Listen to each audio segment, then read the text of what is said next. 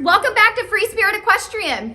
Join me for a ride today with Mr. Duke of Weselton. Hope you enjoy. Okay, horse lovers, so it's been a minute since we've seen Duke of Weselton in action. He has been a really good boy.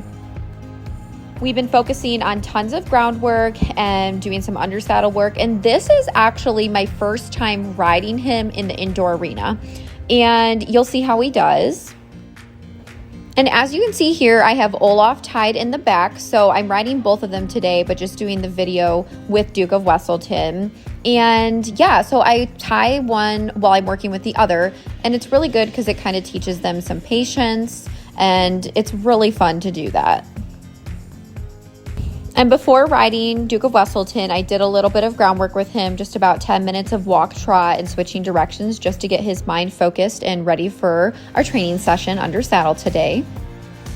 Weselton is in a really relaxed mood. He's doing really well, and I'm super comfortable on him. I'm just so happy. He's such a fun little pony, and I just think he's absolutely adorable.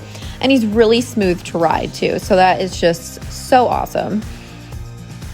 So right now, of course, we're just warming up at our walk, and I just want him to feel really comfortable walking in all parts of the indoor arena. And now we're going to transition into our trot. So I'm just going to hold and cluck and wait until he goes into it without adding any pressure or anything else. And that was good. It just took a couple seconds. And yeah, I'm just going to let him move out naturally on a loose rein and just kind of get off his back and do a lot of posting.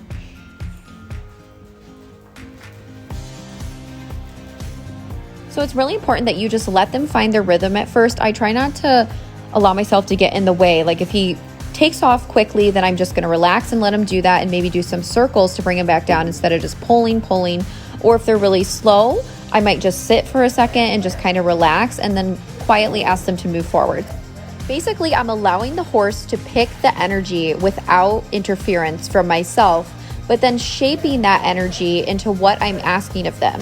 If I'm wanting them to move very forward and they're really slow, then I'm going to sit and relax and then just build up to that quietly and not just expect it immediately, and vice versa. If they're very forward, I'm going to shape that energy to slow them down by doing exercises, using my rhythm, my tone of voice, and all those kinds of things. I feel like we get in the way of the horse more oftentimes than we realize. So here I'm just doing a circle with him, and he keeps wanting to really stretch down into the bit, which is good and bad, but sometimes I feel he gets really heavy on the forehand. And as you can see there, he kind of opened his mouth. He wants to go over by Olaf. So you can see he just tilted his head again. So I'm just keeping him moving forward and just kind of keeping him focused. And I have the poles set up kind of slightly angled just to help them to get in the corners, but also think about what they're doing with their feet while getting in the corners as well, kind of setting up an obstacle and a goal for them.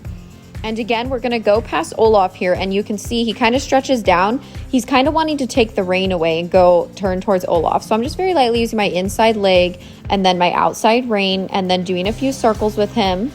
But yeah, he's like, oh, I want to be with my buddy. But this is also good because it is a little bit of a distraction, but it's something we can work on while riding in the arena because there's going to be a lot of distractions when it comes down to it. So we're going to do a little halt transition. He likes to throw his head down, and it's okay to stretch out. So I'm going to let him stretch out a little bit, but I don't want him to pull the bit away from me when we halt as well. So we're going to move out a little bit more and switch directions here and trot this way.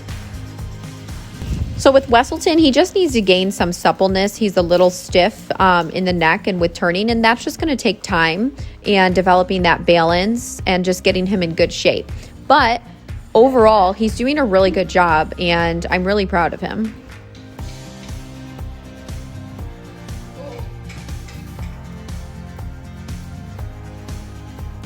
So we're going to do some bending in the circle here.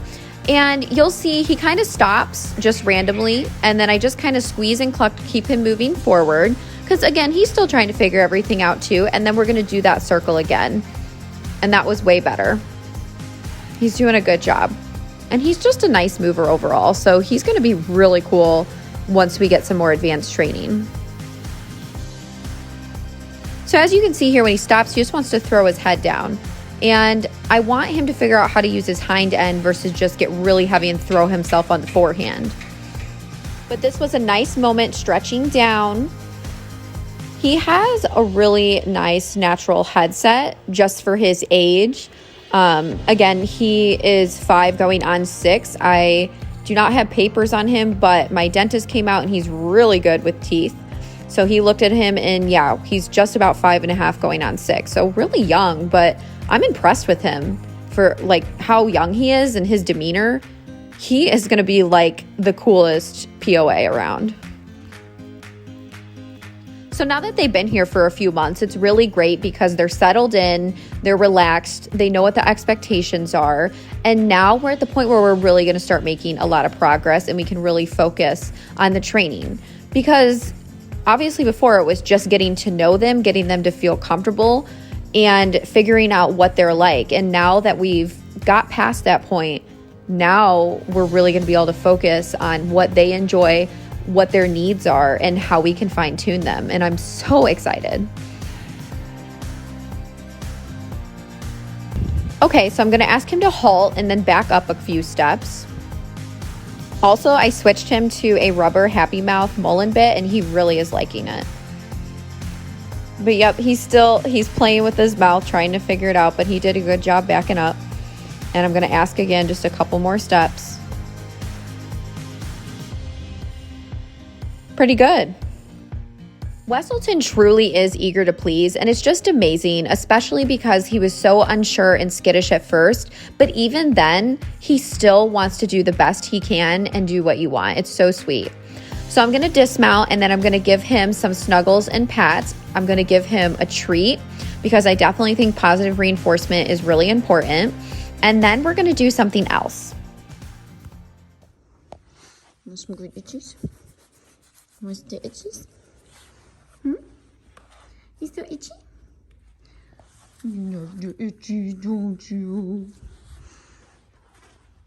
Were you such a good boy, Wesselton? You were. You were the good boy. You were. Okay, so I had Wesselton standing tied, and then I rode Olaf. And then afterwards, when I went to go get Wesselton, I was like, hey, let's practice some ponying. I think it'll be good for both of them. And yeah, so here's what we're doing. And I'm going to ask him to trot a little bit. So I'm kind of like lunging him around me and Olaf. And I think it's good for both of them. And he's doing a good job.